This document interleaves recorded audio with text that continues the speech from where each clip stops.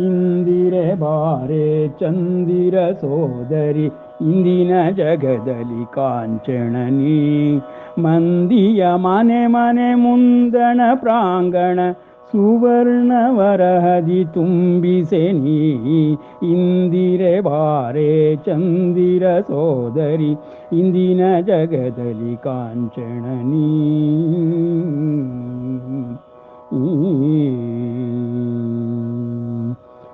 ಕಾಮವರ್ಧಿನಿ ಹೇಮಮಾಲಿನಿ ಪದುಮನಾಭನ ಮಡದಿಯುನಿ ಅಚ್ಯುತಾಂಗನೆ ಸಚ್ಚಿದಾನಂದನ ಮೆಚ್ಚಿನ ಮಡದಿ ಬಾರೇನಿ ಇಂದಿರೆ ಬಾರೆ ಚಂದಿರ ಸೋದರಿ ಇಂದಿನ ಜಗದಲ್ಲಿ ಕಾಂಚಣನಿ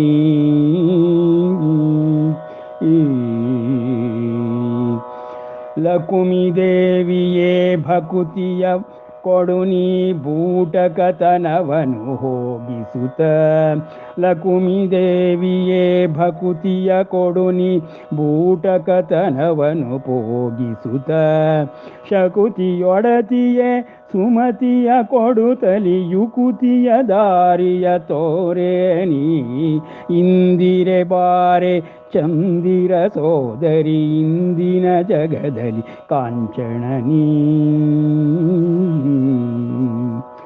ಪದುಮಲೋಚನೆ ಇಷ್ಟವ ಕೊಡುತ್ತಲಿ ಕಷ್ಟದ ಮಾಲೆಯ ತೊಲಗಿಸೆನಿ ಇಷ್ಟವ ಕೊಡುತ್ತಲಿ ಪದುಮಲೋಚನೆ ಕಷ್ಟದ ಮಾಲೆಯ ತೊಲಗಿಸೆನಿ ಚಂಚಲೆ ನೀನು ಅಚಂಚಲಳಾಗಿ ಕಾಂಚನ ಮಾಲಿನಿ ಬಾರೇನಿ ಇಂದಿರೆ ಬಾರೆ ಚಂದಿರ ಸೋದರಿ ಇಂದಿನ ಜಗದಲ್ಲಿ ಕಾಂಚಣನಿ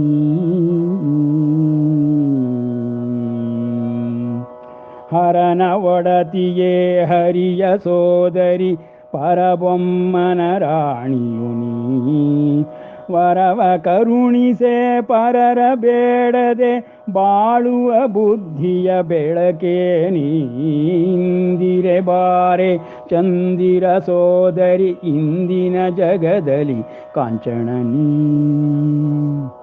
ದೇಶದ ಬಡತನ ಮೋಸದ ಹಾದಿಯ ನಶಿಸುತ್ತ ಜಗದಲ್ಲಿ ಹೊಳೆಯುತ್ತಲಿ ಪಂಕಜವದನೆ ವೆಂಕಟರಮಣನ ಬಿಂಕದಿ ಪೊಗಳುವೆ ಕರುಣಿಸುನಿ ಇಂದಿರೆ ಬಾರೆ ಚಂದಿರ ಲೋಚ ಇಂದಿನ ಜಗದಲ್ಲಿ ಕಾಂಚಣನಿ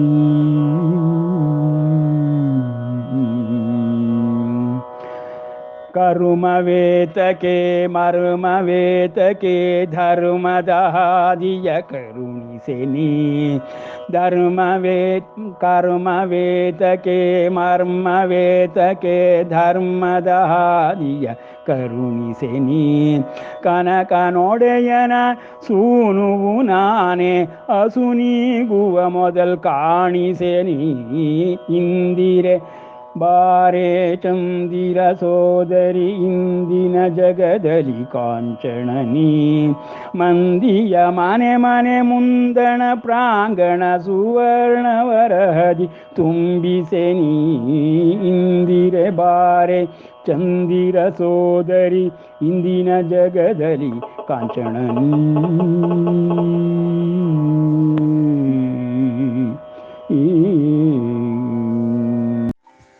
ಶುಕ್ಲಾಂಬರಧರಂ ವಿಷ್ಣುಂ ಶಶಿವರ್ಣಂ ಚತುರ್ಭುಜಂ ಪ್ರಸನ್ನವದನಂ ಧ್ಯಾಯೇತ್ ಸರ್ವವಿಘ್ನೋಪಶಾಂತಯೇ ಅಗಜಾನನ ಪದ್ಮಾರ್ಕಂ ಗಜಾನನ ಮಹರ್ನಿಶಂ ಅನೇಕದಂತಂ ಭಕ್ತಾನಾಂ ಏಕದಂತಮುಪಾಸ್ಮಹೇ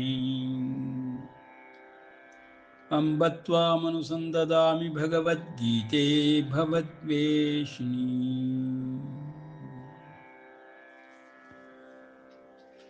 ಸರ್ವಧರ್ಮಾನ್ ಪರಿತ್ಯಜ್ಯ ಮಾಮೇಕಂ ಶರಣಂ ವ್ರಜ ಅಹಂ ತ್ವಾ ಸರ್ವಪಾಪೇಭ್ಯೋ ಮೋಕ್ಷಯಿಷ್ಯಾಮಿ ಮಾ ಶುಚಃ ಇದಂ ತೇ ನ ತಪಸ್ಕಾಯ ನ ಭಕ್ತಾಯ ಕದಾಚನ ನ ಚಾಶುಶ್ರೂಷವೇ ವಾಚ್ಯಂ ನ ಚ ವಾಂ ಯೋऽಭ್ಯಸೂಯತಿ ಯ ಇಮಂ ಪರಮಂ ಗುಹ್ಯಂ ಮದ್ಭಕ್ತೇಷ್ವಭಿದಾಸ್ಯತಿ ಭಕ್ತಿಂ ಮಯಿ ಪರಾಂ ಕೃತ್ವಾ ಮಾಮೇವೈಷ್ಯತ್ಯ ಸಂಶಯ ನ ಚ ತಸ್ಮಾನ್ ಮನುಷ್ಯೇಷು ಕಶ್ಚಿನ್ಮೇ ಪ್ರಿಯಕೃತ್ತಮಃ ಭವಿತಾ ನ ಚ ಮೇ ತಸ್ಮಾದನ್ಯಃ ಪ್ರಿಯತರೋ ಭುವಿ. ಇದುವರೆಗೆ ನಾವು ಗೀತಾ ಜ್ಞಾನಾಭ್ಯಾಸದ ಪುನರಾವರ್ತನೆಯನ್ನು ಮಾಡುತ್ತಾ 15ನೆಯ ಪುರುಷೋತ್ತಮ ಯೋಗದಿಂದ ಭಗವಂತನ ಈ ದಿವ್ಯ ವ್ಯವಸ್ಥೆಯ ಸ್ವರೂಪಗಳನ್ನು ತಿಳಿದುಕೊಳ್ಳುವುದಕ್ಕಾಗಿ ಹಿಂದಿನ ಅಧ್ಯಾಯಗಳಿಗೆ ಮತ್ತೆ ಪ್ರವೇಶಿಸಿ ಪರಮಾತ್ಮನು ಈ ಬ್ರಹ್ಮಾಂಡಕ್ಕೆ ಒಡೆಯನೆಂಬುದನ್ನು ಪ್ರತಿ ಅಧ್ಯಾಯದಲ್ಲೂ ಹೇಗೆ ಸಾಬೀತುಪಡಿಸುತ್ತಾ ಆರಂಭದಲ್ಲಿ ಅರ್ಜುನನ ಮನೋದೌರ್ಬಲ್ಯಕ್ಕಾಗಿ ಮತ್ತು ಅರ್ಜುನ ಮಾಡಬೇಕಾದ ಕರ್ಮ ಶ್ರದ್ಧೆಗಾಗಿ ಉಪದೇಶವನ್ನು ಕೊಡುತ್ತಾ ಬಂದು ನಂತರದಲ್ಲಿ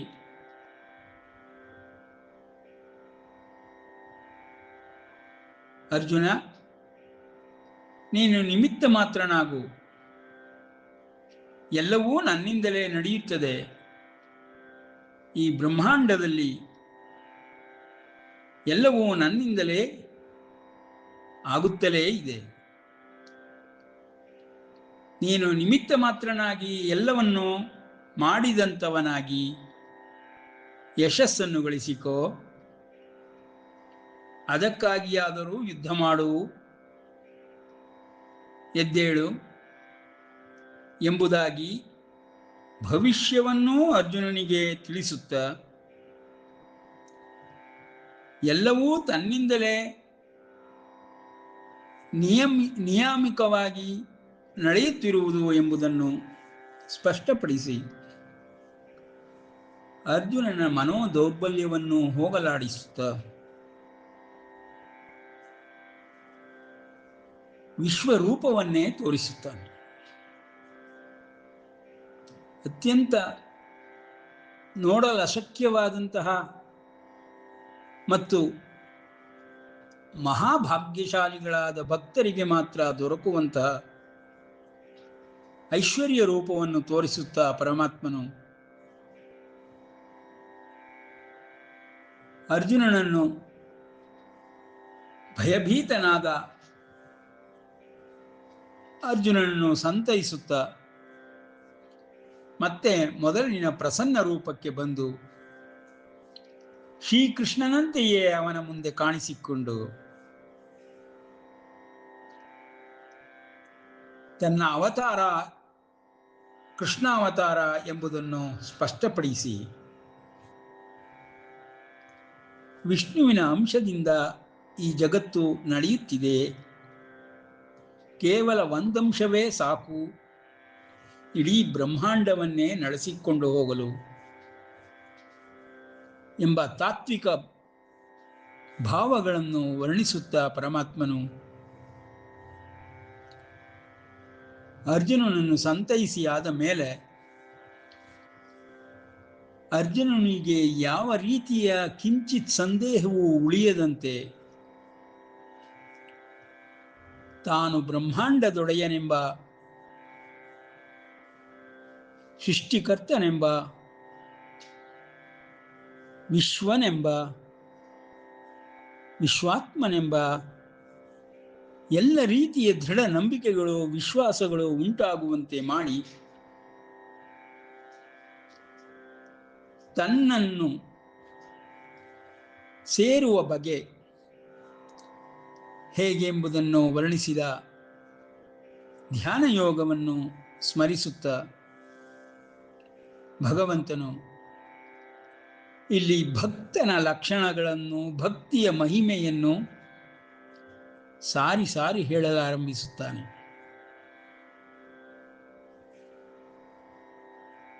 ಹನ್ನೆರಡನೇ ಅಧ್ಯಾಯ ಭಕ್ತಿಯೋಗ. ಭಗವದ್ಗೀತೆಯ ಎಲ್ಲ ಅಧ್ಯಾಯಗಳಿಗಿಂತ ಅತ್ಯುತ್ತಮವಾದ ಅಧ್ಯಾಯ ಮತ್ತು ಸಾಮಾನ್ಯ ಮಾನವನಿಗೂ ಸಿಲುಕುವಂತಹ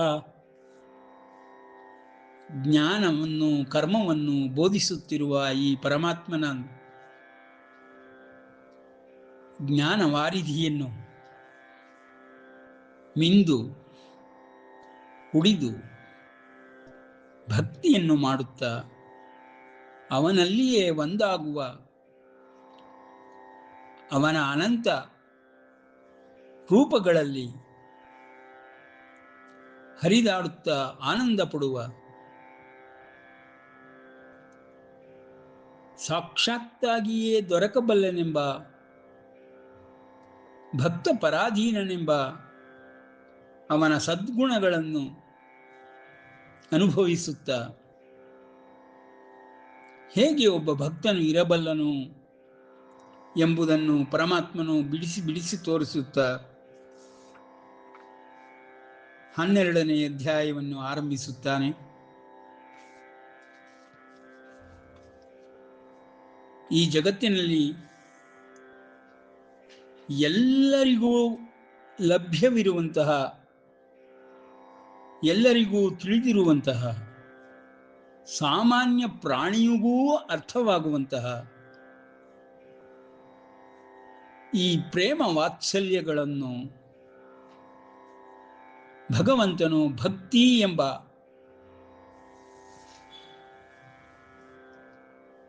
ನಾಮದಿಂದ ತಿಳಿಸುತ್ತಾ ಭಕ್ತಿಯನ್ನು ಅರ್ಥ ಮಾಡಿಕೊಳ್ಳಲು ಪ್ರತಿಯೊಬ್ಬನ ಹೃದಯ ಮಂದಿರದಲ್ಲಿರುವಂತಹ ಆರ್ದ್ರವವಾದಂತಹ ರಸವಾದ ಭಕ್ತಿಯನ್ನು ಪ್ರೇಮ ವಾತ್ಸಲ್ಯ ಎಂಬುದಾಗಿ ತಿಳಿಸಿಕೊಡುವ ಪರಾಭಕ್ತಿಗೆ ಸೋಪಾನ ಮಾಡಿಕೊಡುವಂತಹ ಈ ಭಕ್ತಿ ಯೋಗವನ್ನು ಭಗವಂತನು ಅರ್ಜುನನ ಮೂಲಕ ಜಗತ್ತಿಗೆ ಕೊಡುತ್ತಾ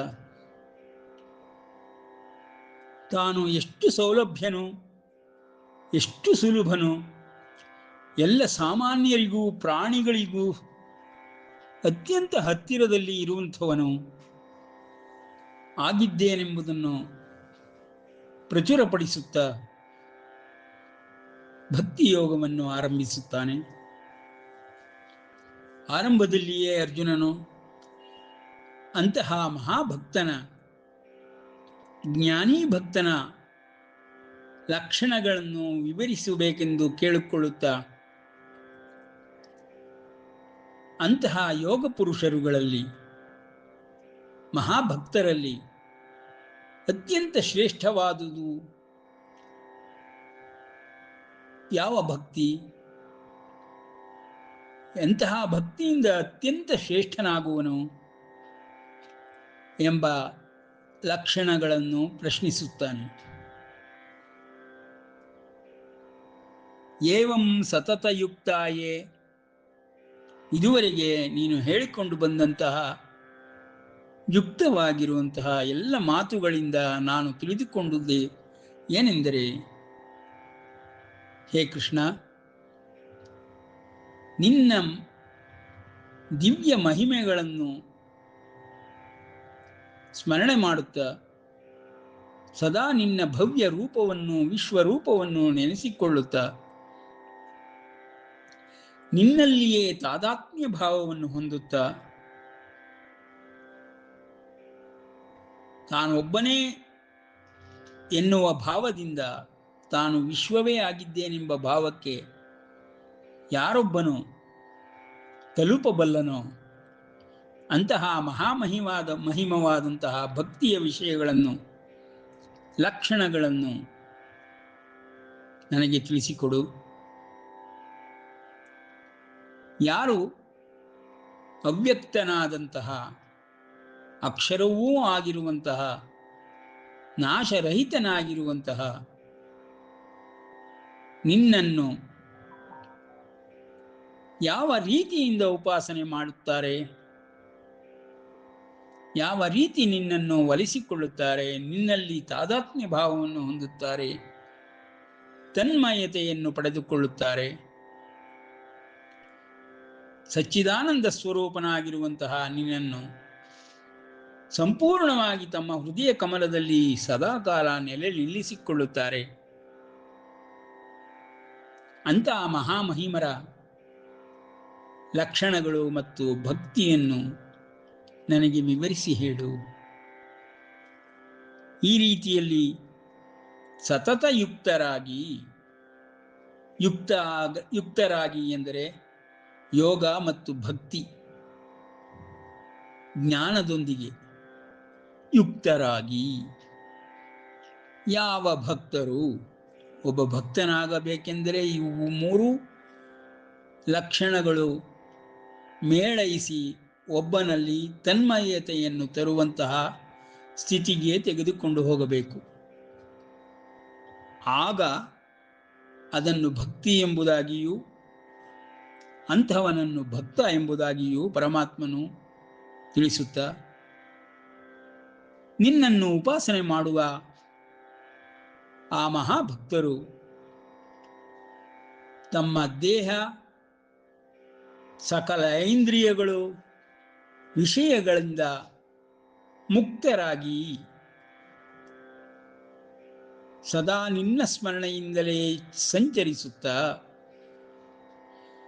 ನಿನ್ನಲ್ಲೇ ಮನಸ್ಸನ್ನಿಟ್ಟವರಾಗಿ ಹೇಗೆ ವರ್ತಿಸುತ್ತಾರೆ, ಅವರನ್ನು ತಿಳಿದುಕೊಳ್ಳುವುದಾದರೂ ಹೇಗೆ, ಆ ಭಕ್ತಿಯ ಲಕ್ಷಣಗಳು ಯಾವ ರೀತಿಯಿಂದ ಕಾಣುತ್ತದೆ ಎಂಬ ವಿವರಗಳನ್ನು ಕೊಡಬೇಕೆಂಬುದಾಗಿ ಅರ್ಜುನನು ಕೃಷ್ಣನನ್ನು ಪ್ರಶ್ನಿಸುತ್ತಾನೆ. ಮೊದಮೊದಲು ಅಧ್ಯಾಯಗಳಲ್ಲಿ ಪ್ರಶ್ನಿಸಿದ ಅರ್ಜುನನ ಮಾತುಗಳೇ ಬೇರೆ. ಈಗ ಅವನ ಬಾಯಿಂದ ಬರುತ್ತಿರುವ ಮಾತುಗಳೇ ಬೇರೆಯಾಗಿದೆ. ಎರಡರ ಸ್ತರವು ಅಜಗಜಾಂತರ. ಸಾಮಾನ್ಯ ಸ್ಥಿತಿಯಿಂದ ಅರ್ಜುನನನ್ನು ಭಾವಾತ್ಮಕವಾಗಿಯೂ ಜ್ಞಾನದಿಂದಲೂ ಯೋಗದ ಆಶ್ರಯದಿಂದಲೂ ನಾಲ್ಕನೆಯ ಸ್ತರಕ್ಕೆ ತೆಗೆದುಕೊಂಡು ಬಂದು 11 ಅಧ್ಯಾಯಗಳಲ್ಲಿ ಹೇಗೆ ಉದ್ಧರಿಸಿದ್ದನೋ ಅಂತಹ ಅರ್ಜುನನು ತುರಿಯ ಅವಸ್ಥೆಯಲ್ಲಿ 4ನೆಯ ಸ್ತರದಲ್ಲಿ ತಿಳಿದುಕೊಳ್ಳಬೇಕಾಗಿರುವಂತಹ ಪರಾಭಕ್ತಿಯನ್ನು ಮತ್ತು ಆ ಪರಾಭಕ್ತಿಯ ಸಹಾಯದಿಂದ ಪರಮಾತ್ಮನನ್ನು ನೋಡುವ ಬಗೆಯನ್ನು ಮತ್ತು ಅದನ್ನು ಪ್ರಯತ್ನಪೂರ್ವಕವಾಗಿ ಸಾಧಿಸುವುದನ್ನು ತಿಳಿಸಬೇಕೆಂದು ಕೇಳಿಕೊಳ್ಳುತ್ತಾನೆ. ಶ್ರೀಕೃಷ್ಣ ಉವಾಚ. ಅರ್ಜುನನ ಈ ಮಹತ್ತರವಾದ ಪ್ರಶ್ನೆಗೆ ದೈಹಿಕ ಸ್ತರದಿಂದ ಮಾನಸಿಕ, ಬೌದ್ಧಿಕ, ಪ್ರಜ್ಞಾಪೂರ್ವಕ ಜ್ಞಾನದ ಸ್ತರಕ್ಕೆ ಯಾರು ಬಂದು ನಿಲ್ಲುತ್ತಾರೋ ಅಂತಹವರಿಗೆ ಅರ್ಥವಾಗುವಂತಹ ಈ ಪರಾಭಕ್ತಿಯ ವಿಷಯಗಳನ್ನು ಪರಮಾತ್ಮನು ಹೇಳಲಾರಂಭಿಸುತ್ತಾನೆ. ಮಯ್ಯಾವೇಶ್ಯ ಮನೋ ಯೇ ಮಾಂ ನಿತ್ಯಯುಕ್ತ ಉಪಾಸತೆ ಶ್ರದ್ಧೆಯ ಪರಯೋಪೇತ ತೇ ಮೇ ಯುಕ್ತತಮಃ. ಸತತಯುಕ್ತ ಯೇ ಎಂಬುದಾಗಿ ಪ್ರಶ್ನೆ ಕೇಳಿದ ಅರ್ಜುನನಿಗೆ ಯುಕ್ತತಮಃ ಮೇ ಮತಃ ಮೇ ಮತಾಃ, ನನ್ನ ಒಂದು ಒಪ್ಪಿಗೆ, ನನ್ನ ಒಂದು ಮಾತುಗಳು, ನನ್ನ ಒಂದು ಪ್ರೋತ್ಸಾಹ ಇಂತಹವರಿಗೆ ಯಾವಾಗಲೂ ಇದ್ದೇ ಇರುತ್ತದೆ. ಎಂತಹವರಿಗೆ? ಮಯ್ಯಾವೇಶ್ಯ ಮನೋ ಯೇ ಮಾಂ ನಿತ್ಯಯುಕ್ತ ಉಪಾಸತೆ. ನಿತ್ಯವೂ ಪ್ರತಿ ಕ್ಷಣವೂ ಅರೆ ಕ್ಷಣವನ್ನೂ ಬಿಡದಂತೆ ಸರ್ವದಾ ನನ್ನಲ್ಲಿಯೇ ಮನಸ್ಸನ್ನು ಇಟ್ಟವರಾಗಿ. ಮನಸ್ಸು ಎಂಬುದು ಎಲ್ಲಿದೆ, ಹೇಗಿದೆ, ಏನು ಎಂಬುದನ್ನು ಹೇಳುವ ಬದಲು ಎಲ್ಲರಿಗೂ ಇರುವಂತಹ ಈ ಮನಸ್ಸು ಎಂಬುದನ್ನು ಹೇಗೆ ಇಂದ್ರಿಯಗಳಲ್ಲಿ ವಿಷಯಗಳಲ್ಲಿ ಓಡಾಡುತ್ತಿದೆ ಎಂಬುದನ್ನು ಯಾರು ತಿಳಿಸುವ ಅವಶ್ಯಕತೆಯೇ ಇಲ್ಲ. ಅಂತಹ ಮನಸ್ಸು ಎಲ್ಲ ಕಾರ್ಯಗಳಿಗೂ ಕಾರಣ ರೂಪದಲ್ಲಿ ಕುಳಿತುಕೊಂಡಿರುತ್ತದೆ. ಅಂತಹ ಮನಸ್ಸನ್ನು ಇಂದ್ರಿಯಗಳ ಸ್ತರದಿಂದ, ಮನಸ್ಸಿನ ಸ್ತರದಿಂದ, ಬುದ್ಧಿಯ ಸ್ತರದಿಂದಲೂ ಮೇಲೆ ತೆಗೆದುಕೊಂಡು ಬಂದು ಯಾರು ನನ್ನಲ್ಲಿಯೇ ಸದಾಕಾಲವೂ ತುರಿಯಾವಸ್ಥೆಯಲ್ಲಿ ನೆಲೆ ನಿಂತಿರುವಂತಹ ನನ್ನಲ್ಲಿ ಯಾರು ನಿಲ್ಲಿಸುತ್ತಾರೋ, ನಿತ್ಯಯುಕ್ತ ಸದಾಕಾಲದಲ್ಲಿಯೂ ನನ್ನ ಸ್ಮರಣೆಯಲ್ಲಿಯೇ ಇರುತ್ತಾರೋ ಅಂತಹವರು ನನ್ನವರಾಗಿಯೇ ಇರುತ್ತಾರೆ. ನಾನು ಅವರಲ್ಲಿ ಸದಾಕಾಲವೂ ನನ್ನ ಅನಂತ ಶಕ್ತಿಯನ್ನು ಪ್ರವಹಿಸುತ್ತಲೇ ಇರುತ್ತೇನೆ, ಇಳುತ್ತಲೇ ಇರುತ್ತೇನೆ ಎಂಬ ವಾಕ್ಯವನ್ನೇ ಆರಂಭಿಸಿದ ಪರಮಾತ್ಮನು 4 ಹಂತಗಳನ್ನು ನಾನಾ ಪ್ರಕಾರದ ಜನಗಳಿಗೆ 4 ಮಾರ್ಗಗಳನ್ನು, ಭಕ್ತಿ ಮಾಡುವ ಸೂತ್ರಗಳನ್ನು, ಒಂದಾಗದಿದ್ದರೆ ಇನ್ನೊಂದು, ಇನ್ನೊಂದು ಆಗದಿದ್ದರೆ ಇನ್ನೊಂದು ಎಂಬುದಾಗಿ ತನ್ನೆಡೆಗೆ ಇರುವ ಸೋಪಾನಗಳನ್ನು, ಭಕ್ತಿ ಸೋಪಾನಗಳನ್ನು ವರ್ಣಿಸುತ್ತಾ ಪರಮಾತ್ಮನು ಅತ್ಯಂತ ಕೆಳಗಿನ ಸ್ತರದಲ್ಲಿರುವಂತಹ ಪ್ರಾಣಿಗೂ ಲಭ್ಯವಾಗುವಂತೆ ಅವನು ಸುಲಭನು ಎಂಬುದನ್ನು ಪ್ರಚುರಪಡಿಸುತ್ತಾ ಮುಂದಿನ 20-22 ಶ್ಲೋಕಗಳಲ್ಲಿ ಪರಮಾತ್ಮನನ್ನು ಹೊಂದುವ ಬಗೆಯನ್ನು ವರ್ಣಿಸುತ್ತಾನೆ. ಅತ್ಯಂತ ಸಾಮಾನ್ಯರಿಗೂ ದೊರಕಬಹುದಾದಂತಹ ವಿಶ್ವಾತ್ಮನಾದಂತಹ, ವಿಶ್ವವೇ ಆಗಿರುವಂತಹ ಬ್ರಹ್ಮಾಂಡದೊಡೆಯನಾದ ಮಹಾವಿಷ್ಣುವನ್ನು ತಲುಪುವ ಬಗೆಯನ್ನು ವಿಧ ವಿಧವಾದ ರೀತಿಗಳಿಂದ ವರ್ಣಿಸುತ್ತಾ ಭಕ್ತಿಯ ಲಕ್ಷಣಗಳನ್ನು, ಭಕ್ತನ ಹಿರಿಮೆಯನ್ನು, ಮಹಿಮೆಯನ್ನು ವರ್ಣಿಸುತ್ತಾನೆ ಎಂಬಲ್ಲಿಗೆ ವಿರಮಿಸೋಣ. ಕೃಷ್ಣಾರ್ಪಣಮಸ್ತು.